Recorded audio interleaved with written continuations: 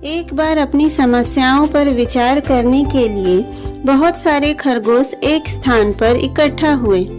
एक खरगोश ने कहा, हम सभी जीवों से अधिक सुंदर हैं। हमें खूंखार जानवर, पशु पक्षियों से हमेशा अपनी जान का खतरा बना रहता है। हमसे कोई भी नहीं डरता, लेकिन हम सबसे डरते हैं। मनुष्य भी हमारा मांस खाने में कभी नहीं हिचकिचाते हैं।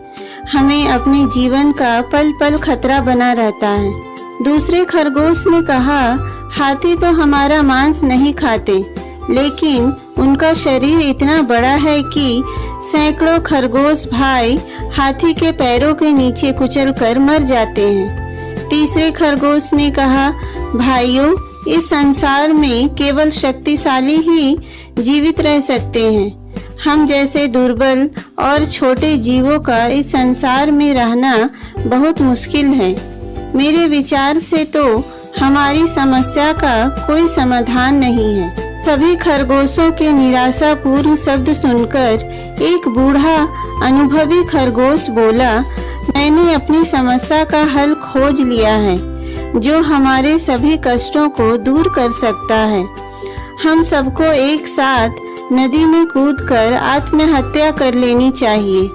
मौत को गले लगाकर हम सारे दुखों से मुक्ति पा सकते हैं। बूढ़े खरगोश की बात सभी खरगोशों को बहुत पसंद आई। वे सब इकट्ठा होकर आत्महत्या करने के लिए नदी के किनारे चले गए। सभी खरगोशों में आत्महत्या करने की इतनी जल्दी थी कि वे सब आपस में झगड़ा करने लगे। खरगोश को लड़ता देखकर नदी के किनारे बैठे सभी मेंढक बुरी तरह डर गए और जल्दी में पानी में कूद गए। तभी बूढ़े खरगोश ने अपने साथियों को नदी में कूदने से रोक लिया और उन्हें समझाते हुए कहा, भाइयों, हमें हिम्मत से काम लेना चाहिए और आत्महत्या का विचार छोड़कर अपने मन में जीने की इच्छा जागृत करना चाहिए। हमें उन जीवों के बारे में भी सोचना चाहिए जो हमसे भी कमजोर है। हमसे कमजोर जीव हमसे डरते हैं। इस संसार में हर प्राणी अपने से बड़े और शक्तिशाली से डरता है। इसीलिए तो कहते हैं कि शेर पर सवा शेर। इस कहानी से हमें यह शिक्षा मिलती है कि स्वयं को कभी भी कमजोर नहीं समझना चाहिए। किसी जंगल में एक शेर रहता था। वह बड़ा शक्तिशाली था। पूरे जंगल में उसका आतंक था और पशु पक्षी उसका नाम सुनकर ही डर जाते थे। शेर के दो सलाहकार थे, सियार और भेड़िया। ये दोनों शेर के पास ही रहते थे और अपनी चापलूसी भरी बातों से उसका मन बहलाया करते थे। संकट के समय उसकी मदद भी करते थे। एक बार की बात है, उस जंगल से एक ऊंटनी गुजर रही थी। वह अपने दल से बिछड़ गई थी और तेज तेज कदमों से जा रही थी। वो ऊंटनी गर्भिणी थी। शेर ने जंगल से अकेली गुजर रही उस ऊंटनी को मार दिया और उसे वहीं खा लिया। लेकिन उस ऊंटनी के पेट से एक बच्चा निकला। उसे उसने प्यार से अपने पास रख लिया। कहा, तुम तो छोटे से हो और बड़े प्यारे हो। तुम निर्भय होकर इस जंगल में ही रहो। कोई तुम्हारा बाल भी बांका नहीं करेगा। उस नन्हे ऊंट के कान शंकु जैसे थे, इसीलिए शेर ने ऊंटनी के उस बच्चे का नाम शंकुकर्ण रख दिया। जंगल में सभी उसे शंकुकर्ण कहकर ही पुकारते थे। शेर की शंकुकर्ण पर बड़ी ममता थी, इसीलिए कोई उसे मारने या नुकसान पहुंचाने की कोशिश भी नहीं करता था। धीरे धीरे समय बीता। फिर एक दिन शेर की उस जंगल में रहने वाली एक शक्तिशाली हाथी से बड़ी तेज भिड़ंत हुई। न शेर हार मान रहा था और न विशालकाय हाथी ही पीछे हटने को तैयार था। दोनों पूरी ताकत से एक दूसरे से भिड़ रहे थे। लड़ते लड़ते दोनों ही बुरी तरह घायल हो गए थे, लेकिन फिर भी मैदान में डटे रहे। आखिर शेर ने अपनी तीखे प्रहार से उस विशालकाय हाथी को मार डाला, लेकिन हाथी ने भी उसे बहुत बुरी तरह घायल कर दिया था। अब शेर की हालत यह थी कि उससे ठीक से चला फिरा भी नहीं जा रहा था, तो भला अपने शिकार का प्रबंध वह कैसे करता। इस बात से उसके सलाहकार सियार और भेड़िया भी दुखी रहते थे। एक दिन की बात है, शेर बहुत भूखा था। उसने सियार से कहा, भाई, भूख के मारे मेरी जान निकली जा रही है। किसी ऐसे शिकार की खोज करो जिसमें मुझे ज्यादा कष्ट ना झेलना पड़े। सियार की बहुत दिनों से निगाह शंकुकर्ण पर थी। वह सोच रहा था कि शंकुकर्ण का स्वादिष्ट मांस खाने को मिल जाए तो फिर कहना ही क्या है। पर उसे लगा कि शेर ने उसे अभय दान दिया है, इसीलिए वह इसका शिकार तो करेगा नहीं। तब सियार को एक बात सूझी। उसने सोचा, अगर भूख से बेहाल शेर के पास जाकर शंकुकर्ण खुद ही यह कहे कि आप मुझे खाकर अपनी भूख मिटा लीजिए, तब तो शेर को इसे खाने में कोई परेशानी नहीं होगी। पर शंकुकर्ण भला शेर के सामने जाकर ऐसा कहेगा क्यों?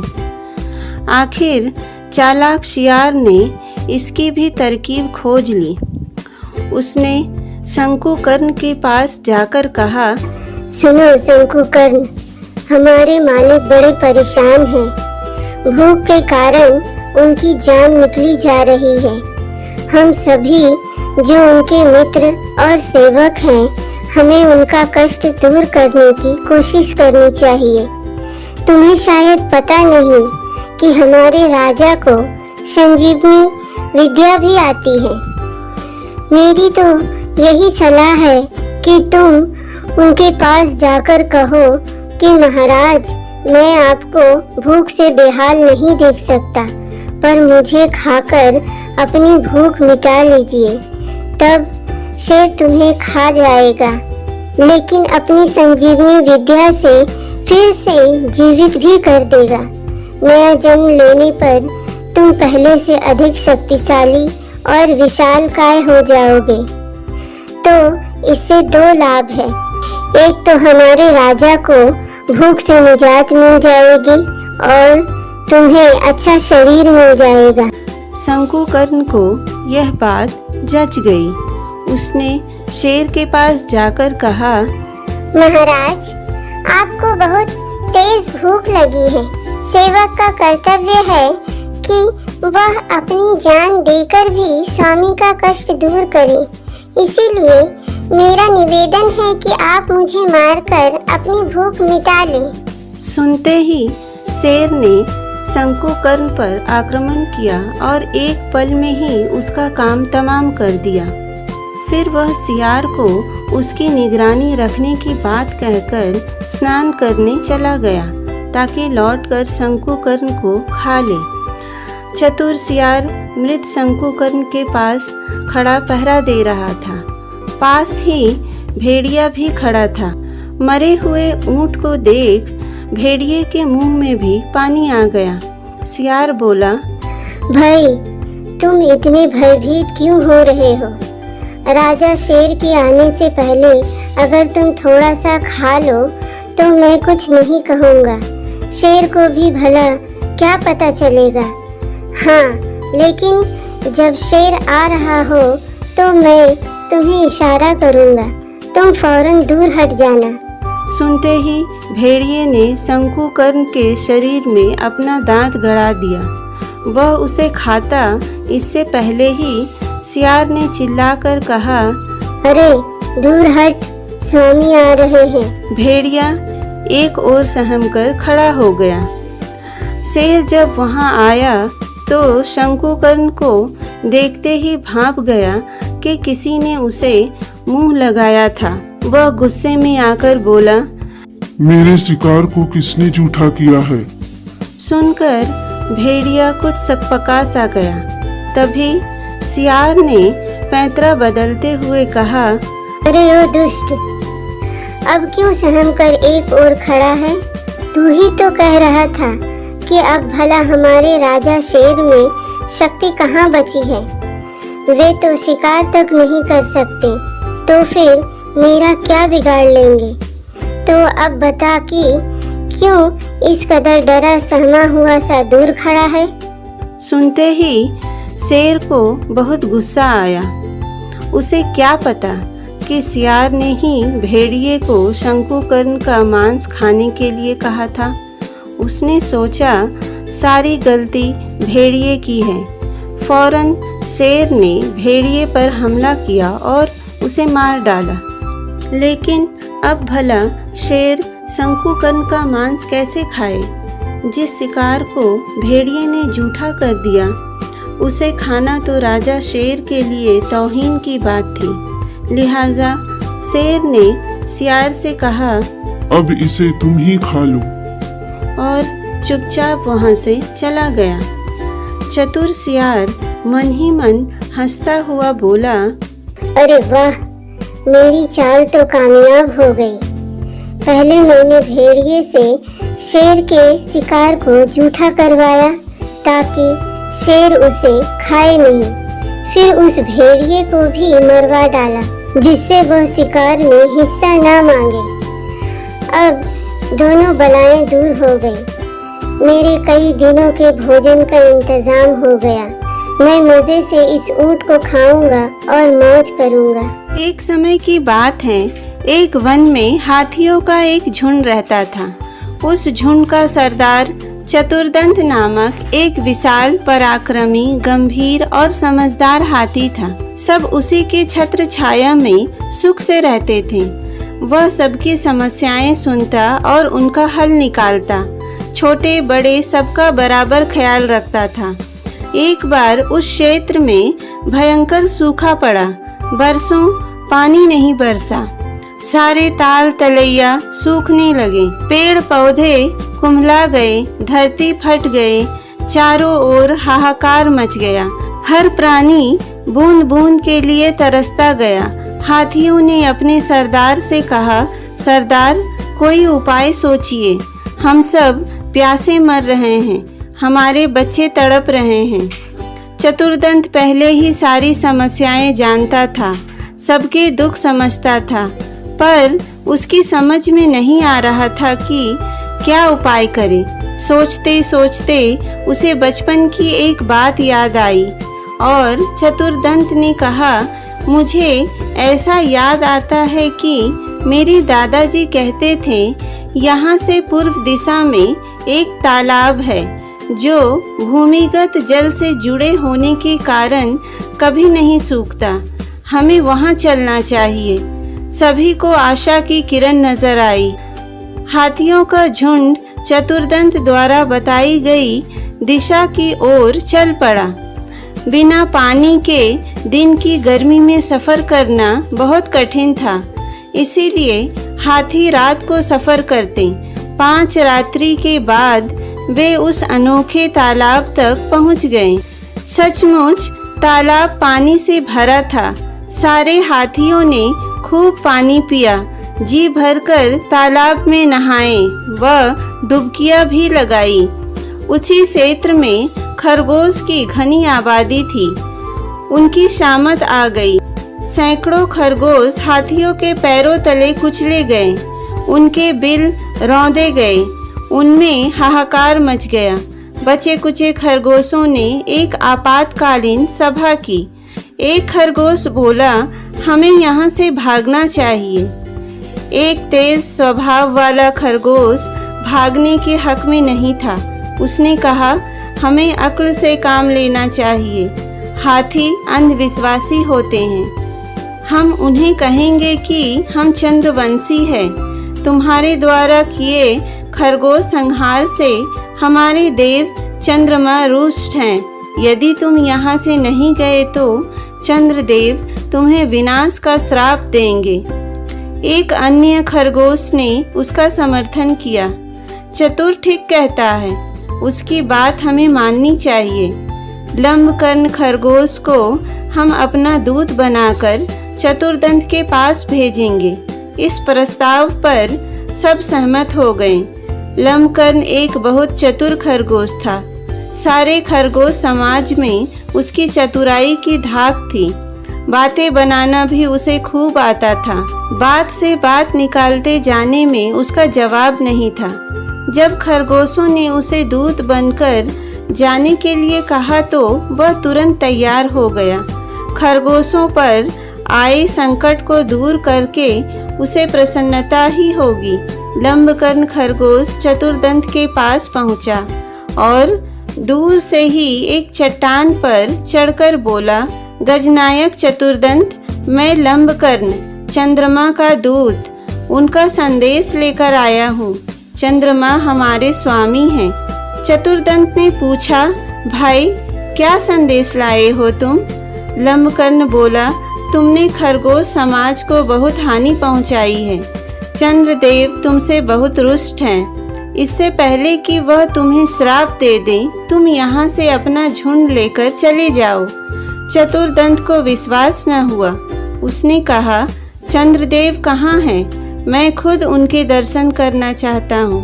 लंबकर्ण बोला, उचित है। चंद्रदेव असंख्य मृत खरगोशों को श्रद्धांजलि देने स्वयं तालाब में पधार कर बैठे हैं। आइए उनसे साक्षात्कार कीजिए और स्वयं देख लीजिए कि वे कितने रुष्ट हैं। चालाक लंबकर्ण चतुर्दंत को रात में तालाब पर ले आया। उस रात पूर्णमासी थी। तालाब में पूर्ण चंद्रमा का बिंब ऐसे पड़ रहा था जैसे शीशे में प्रतिबिंब दिखाई पड़ता है। चतुर्दंत घबरा गया।